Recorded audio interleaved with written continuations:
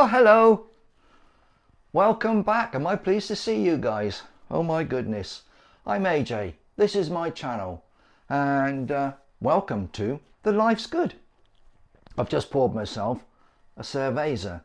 Now, if you've been watching my videos, you'll know I put together two Cooper's kits. One was a real ale kit. The other one was a cerveza kit. They've both been in kegs for the best part of a week and a half, 10 days-ish. And I thought I'd give the cerveza a try, see what it's like, and I've discovered something. You may have seen in the opening video that I put my ear to the keg. As I poured the beer, it's come out rather flat. It doesn't seem to be pressurized very much. There's no head, it's not bubbling, and as I was pouring it, there was a very faint hissing sound going through the valve on the cap on top of the keg. That's why I put my ear to it. If you were watching in the opening clip, I put my ear to the keg as I poured the beer because I could hear this faint hiss. And what that is the actual brass valve is probably needing a bit of a service. The rubber rings, the O-rings and the little fittings inside them do break down over time, especially when you're getting your cleaning agents on them and they're under constant pressure whilst they're on the keg. They do need a bit of a service. So what I've had to do, or what I'm going to do, is I will need to replace that valve. I've ordered a couple of replacement kits for it. You can buy the O-ring sets and the little rubbers and things that go inside those valves. You take it all apart, put the new rubbers in, reassemble it and put it back in the cap, back on the keg. So I've ordered the parts already, and when they're here I need to sort that out ASAP. I have got an empty keg adjacent to that that's got a cap on that I could swap the caps. And I know that keg's got a good valve on it, so if I swap caps, I will solve the problem on the cerveza. But I still need to repair that valve. So as soon as the bits and pieces are here, I'll show you guys what I've purchased and how I go about refurbishing that valve in order for it to operate correctly on my keg. In the meantime, I've got some flat cerveza. However, I'm going to have a cheeky taste and see what it's like. Bear with me.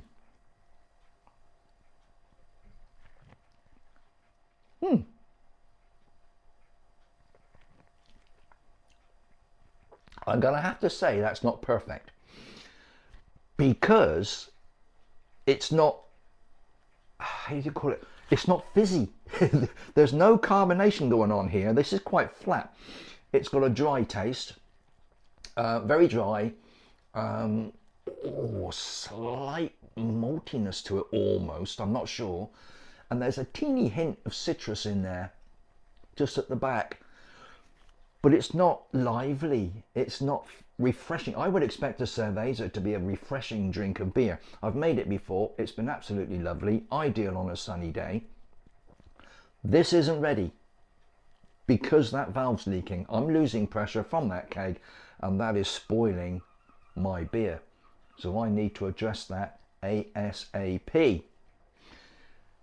In the meantime, what I was going to do today, I'd intended to go out on the garden. I was going to go up there and do a bit more work, tidying up, cleaning up and preparing a small bed for some raspberry canes that I've purchased. I'm going to be setting up a raspberry hedge, would you like to call that? Row of half a dozen raspberry canes. I've got them, they're in a bucket of water to sustain them, and I'm going to put those in adjacent to the polytunnel. I was going to do that today. However, the heavens have opened. It's blowing a hoolie outside. Honest to goodness, we're back to November, December weather today. It's ridiculous. So, stuck indoors on my only free day this week, I thought I would make a quick video on the beer and the pub in the pantry. So today, what I'm knocking together is the Geordie beer kit. I'm going to put this together. It's exactly the same method as with the previous kits. All these kits are much the same. in the lid here, there's a little sachet of yeast. I will soften this, put it into the bucket, add boiling water, and once you've finished putting it all together, you put the yeast on the surface. But on this occasion, what I'm doing is replacing the brewing sugar with spray malt. I mentioned this in my last video. Spray malt is dried malt extract.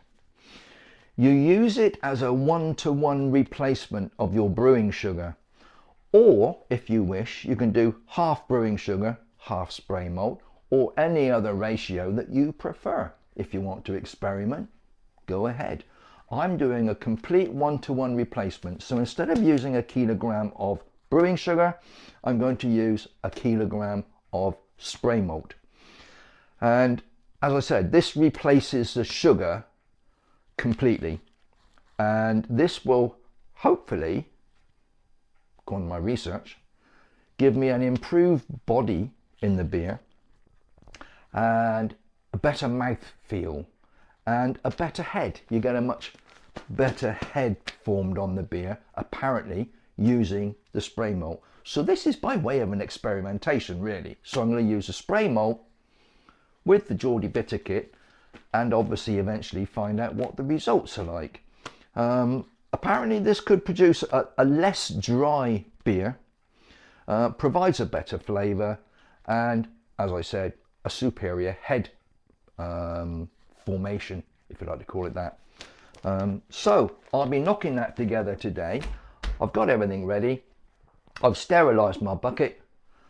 This needs to be sorted. I need to soften the mixture in the tin, put it in a bowl of hot water, whack that in a bucket, some more boiling water on top, and the spray malt, top it up with cold water, 23 litres, sprinkle on the yeast, job done. So in about 10 days time that'll be ready to go into a keg. What else has been going on? I had a bit of a disaster yesterday. I'll pop a picture in a minute. I was up early yesterday and I thought, it's sunny outside, I'll crack on, do my washing and stick it on the washing line. I'd finished hanging it on the line, I bent down to pick up my basket and all my wet clothes all fell down around my neck and down on the grass. The pole had snapped, the whole washing line came down. So I started my day off having to retrieve all my washing, come back in and rethink the whole situation. Nightmare. And I'm going to want your opinion on this, guys. I want you to have a little look at something with me, and I would love your feedback on this. British Craftsmanship. I've recently had a new toilet fitted in my bathroom. Well, it's actually a wet room, bathroom, shower room. I've had a new one fitted because the old one had a crack in it. And this is a rented property. And the authority that maintained these properties replaced my loo with a nice new one, double flush, soft closed seat and everything. However, the configuration of that was slightly different to the old one. Consequently, when it was fully installed, there was a large gap between the back of the cistern and the wall. So they said, what would you like us to do there? I said, well, box it in, put a shelf in, do something to fill that gap. And the concern was that if anyone leant against the cistern, it would force it backwards off of the pan. You have to think of all these things, you know. So I had a communication from the authority to say a joiner, craftsman, carpenter, was coming out to install boxing around the back of that loo. Now I'm going to take you off of there.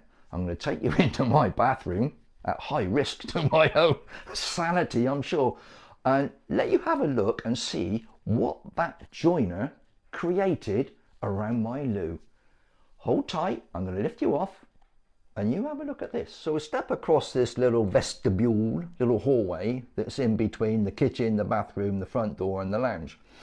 And we enter my little wet room. And here's the new pan. Brand new loo. I'll just try and pan out a bit. There you go. One brand new loo. And behind it, as you can see at the back, there's quite a substantial gap. So the joiner came out to fill that gap with this. I'm not sure how well you can see this, but the walls need cleaning down and decorating. This is all part and parcel of what's going on at the moment. However, this is the joiner's effort at boxing. I don't think I'm trying to show you guys that it's just a piece of plywood here. Oh, it's loose. That piece of plywood is screwed to something, a piece of wood on the other side of the top piece. As you can see, there's a really class joint there. Yeah, that took a while. That's not exactly a dovetail, but yeah, it's pretty damn good. And yeah, a couple of nice screws there, not even in line. But I mean, would you accept that from a joiner as boxing around your loo? Answers on a postcard, please. I'm not best pleased with it. I did voice my concerns, as you can imagine. But the quality of British workmanship, a qualified joiner installing a boxing unit or whatever around my loo, came up with that. Quite impressive, really. Right, we digress. Let's get back to the video. Well, what do you make of that? I would be interested to hear any thoughts, observations and comments you may have on that. As I said, I wasn't particularly impressed. I did voice my concerns at the time when the lad said, "Is that okay for you?" You can imagine what my answer was. Right, I'm going to crack on, make that Geordie Bitter kit up and finish this little cerveza. And I've got a few things to do tonight. I'm out on a bike meeting tonight. I'm going to visit another club this evening. They're having a little social gathering, so I'm going to pop along and see them for a couple of hours, let off a bit of steam, I think. And hopefully the weather will improve over the weekend. And if I get the chance, I will be back on the plot doing more work. The raspberry canes need to be put in. I need to do some more tidying up around the shed and the polytunnel, and indeed prepare some ground for a few more plantings. I'm planning on putting in some shallots very soon and all manner of other things. So whatever I'm doing there, I'll take you along, weather permitting, and show you what I'm up to there. So whatever you're doing, you take care, look after each other, come back and see us soon. And if you haven't already, and maybe you're a new viewer to The Life's Good, hit the subscribe button, hit the like button, and if you want more notifications as to when I'm putting on more videos and things, hit the bell button and you'll be notified when I'm putting on another video. And all of that really does help the channel. It gives me the sort of encouragement to produce more, and it supports the channel and obviously helps me with the algorithms and everything pertaining to YouTube. Okay guys, well I'm off. As I said, take care, be safe, look after each other, be happy. Come back and see us soon. Take care, bye bye. See you soon. Bye bye, babe.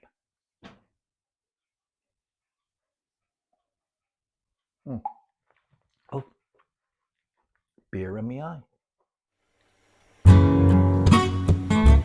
eye.